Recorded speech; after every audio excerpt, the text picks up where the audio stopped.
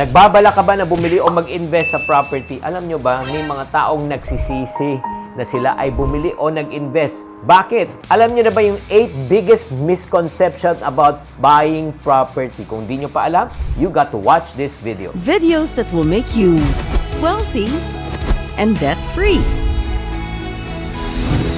Hi there, this is Shinky Tan, your pambansang wealth coach. Sa episode natin na ito, pag-uusapan po natin buying and investing in property. Alam nyo ba, ang pagbibili po ng property is one of the biggest cash na talagang ilalabas po nating pera sa ating tanang buhay. At minsan, isang beses o dalawang beses lang natin magagawa. Kaya bago po tayo maglabas ng ating pinagpaguran at pinaghirapang pera, alamin nyo muna ang 8 maling akala. Kaya tayo ay nalulugi pagdating po sa property. Kumuha na kayo papel at ballpen, take down notes. Number 1, biggest misconception and lie about property. Buying property is always a good investment. Ito lang po, FYI. Hindi ko sinasabi na pangit na investment talaga siya. Pero, i-quantify muna natin po ang anong ibig sabihin ng investment. Investment is something that is purchased with an intent to profit or retail at a higher price. Ang ibig sabihin, bumili ka ng property para para pagkakitaan, para tumubo. Tama? So, next question. Yung bahay na binili mo, yung property na binili mo, titirhan mo ba o papaupahan mo o ibebenta mo? Paki-type lang sa comment section. Type sa comment section. Para sa mga taong nagsasabi na ibebenta o ipapaupahan in the near future, ang ibig sabihin po, tama po. Property is really a good investment. Pero para sa mga taong sabing you are going to live there for the rest of your life, it's not a good investment. Bakit po? Again, kasi titirhan mo siya, wala kang planong irenta at ibenta. Tama? So, ibig sabihin niyan that property that you purchase is not an investment, it's a liability. Kaya nga, hindi po lahat ng binibili po natin na property ay investment po siya. Okay? Clear na ba? Number 2, biggest misconception about property or lie. You need a large down payment to buy property. Oh, ito, FYI ha.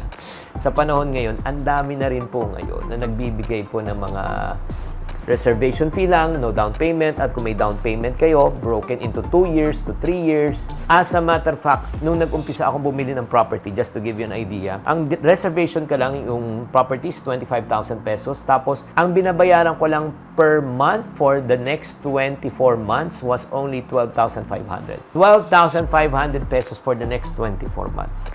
Nagigets nyo? So, hindi nyo kailangan po ng malaking down payment. Lalo na kung ito ay tinatawag nating pre-selling. Or meron din pong tinatawag na rent-to-own scheme o rent-to-own. Para ka lang nagbabayad ng upa para magiging iyo ang property. Kung gusto nyo malaman kung paano yan, talk to your property specialist na. Alam po nila yon.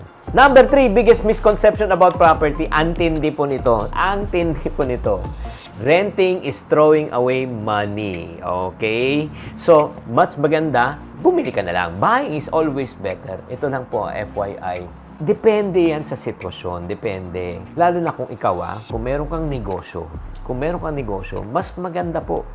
Inegosyo mo muna ang pera mo bago mo bilhin ng property. Hindi nyo ba napapansin kami mga singkit? Kadalasan po, nag-uumpisa kami kung kailangan kami ng business for money. Umuupa lang kami, upa lang. Bakit po? Kasi pag nilagay po namin yung 2 million pesos po sa pagbili ng property, hindi na po tutubo ang pera. Makakasave lang kami sa rent.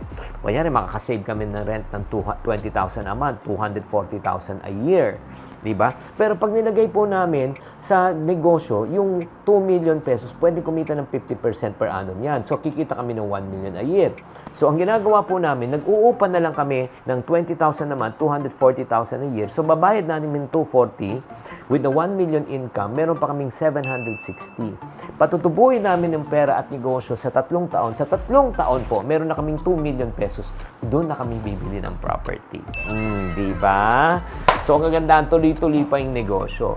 Fourth, ito na yung fourth biggest misconception and lie about property is this. You have to own property, your own property, in order for you to earn from it. Ay, nako. Alam mo, ngayon, nagbago na po yan. Hindi mo kailangan bumili ng lupa at bahay para ikaw pwede magpaupa at pwede kumita sa property. Oo, as a matter of fact, for as low as 10,000 pesos. 10,000 pesos, pwede ka na mag-own at kumita sa property. Ha? Talaga, saan yan? Pwede mo paupahan sa 10,000 sa pamagitan ng REIT. R-E-I-T, Real Estate Investment Trust. Meron ng mga rental property that you can provide opportunities for you to earn money kahit ikaw ay tulog. And tinatawag na home ownership or commercial property ownership. Alam mo ba ngayon sa stock market, pwede kang bumili ng REIT shares ng Ayala, Double Dragon, Robinsons Lands Corporation. Lahat may pinapaupahan sila mga property at pag bumili ka ng shares every year, magbibigay sila ng dividend. Yes, may dividendo. So, on top of that, pag nag-appreciate pa yung price ng REIT shares niya, kikita ka. So, double ang ating kita. Okay. Bago natin pumunta sa number 5, natututo na ba kayo? Na-enlighten ba kayo? Type natuto. Okay.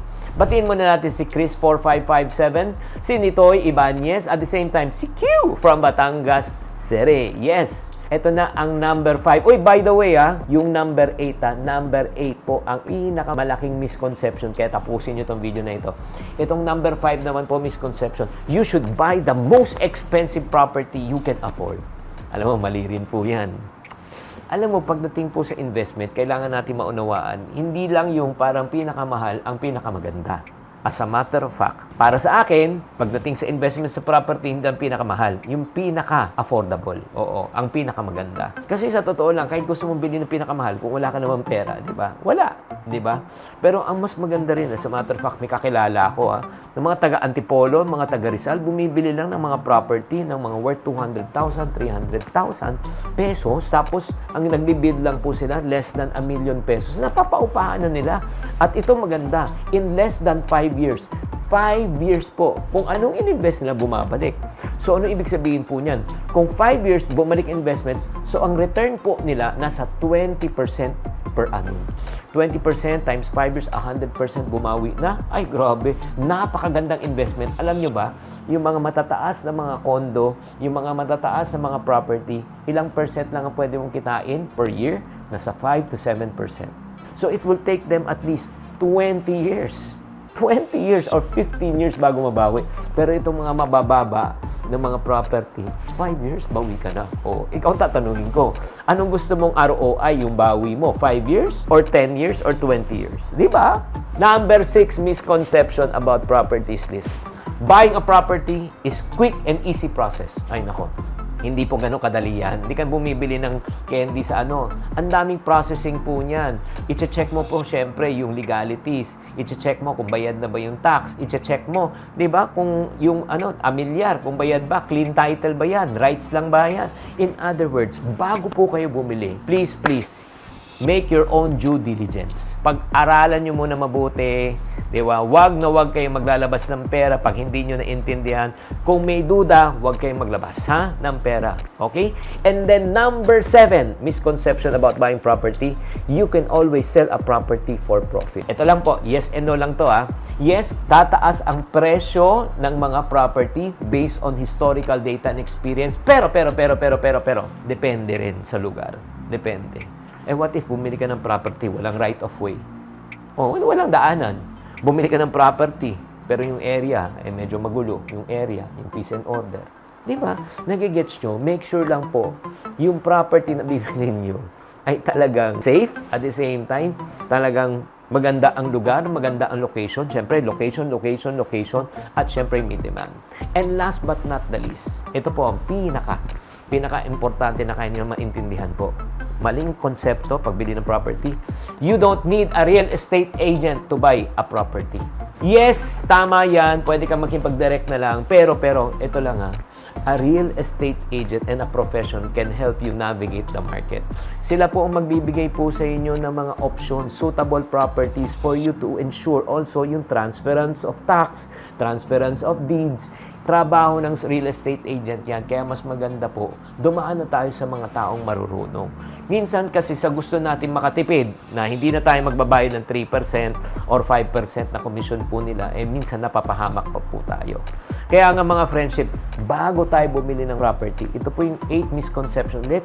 Number 1, buying property is always a good investment. Depende po yan. Number 2, kailangan mo ng large down payment. Hindi po totoo yan. Number 3, renting is throwaway money. Again, hindi po totoo yan. Depende sa sitwasyon. Number 4, kailangan mo bumili ng property para kumita ka. Hindi. meron ng REIT. Number 5 po, you should buy the most expensive property. Hindi rin po totoo. Number 6, buying property is easy and quick. No, may process po siya. Number 7 po, you can sell a property for a profit. Depende kung saan mo siya nabili. And number 8, you don't need a real estate agent to buy a property. Sana naman na-enlighten po kayo sa mga 8 misconception sa property. Kaya mga friendship, kung gusto nyo pang matuto about property investment, naku, mag-tune in kayo sa channel na ito.